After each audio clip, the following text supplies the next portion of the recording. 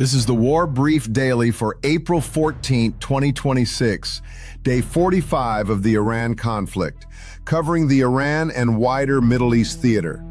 Three major updates tonight. A U.S. naval blockade of Iranian ports is now in effect. The first IDF soldier has been killed in Lebanon since the ceasefire period began, and U.S.-Iran nuclear talks have broken down, but both sides are signaling they may try again this week. First, confirmed. The U.S. Navy blockade of Iranian ports went live Monday, April 13th at 10 a.m. Eastern. At least 15 U.S. warships are enforcing the measure. It targets ships entering or leaving Iranian ports directly. It does not restrict neutral transit through the Strait of Hormuz to non-Iranian destinations. Vice President Vance called it a direct counter to Iran's own closure of Hormuz to free navigation. Iran's military called it piracy. China objected and then tested the measure the same day.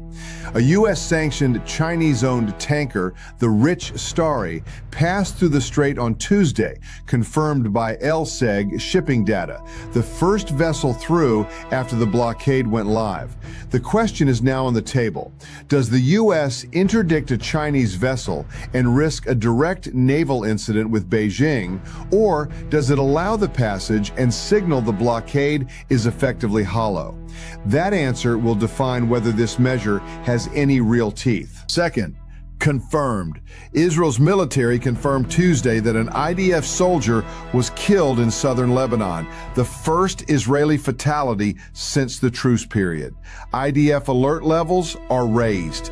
Hezbollah's Secretary General, Naim Qassem, immediately called on the Lebanese government to cancel peace talks with Israel scheduled in Washington this week.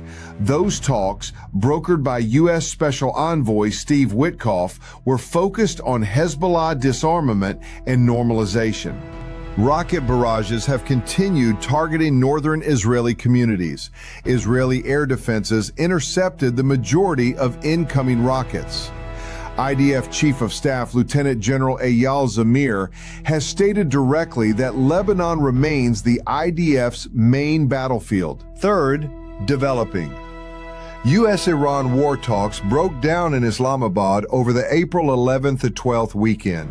The reported U.S. demand, a 20-year suspension of Iran's uranium enrichment program. Iran refuses. Despite the failure, President Trump stated April 14th that Tehran wants a deal, and Reuters confirmed both sides may resume formal talks this week. Iran's modified peace proposal remains on the table, per Wall Street Journal reporting. A Paris summit is scheduled for Friday, hosted by the UK and France, focused on reopening Hormuz and advancing a framework. One fault line remains unresolved. Iran insists any ceasefire must include Lebanon. Washington says that is not part of the deal. Two additional data points to track. Since April 8th, Bahrain has intercepted 7 Iranian drones, and Kuwait reported a drone strike on a National Guard facility, confirmed by official Gulf military statements. Iran is sustaining sub-threshold pressure on Gulf states even inside the ceasefire window.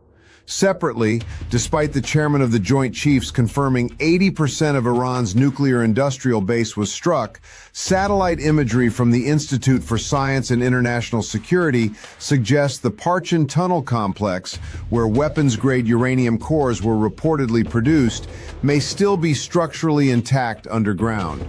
The war's central objective may be incomplete. Watch next. Whether the U.S. interdicts or allows further sanctioned tanker transits, that single enforcement decision is the most consequential variable in the next 24 hours. Watch whether the Lebanon-Israel-Washington talks proceed or collapse under Hezbollah pressure. And track the Paris summit Friday. If it fails and the blockade holds, the probability of a return to direct military confrontation goes up sharply.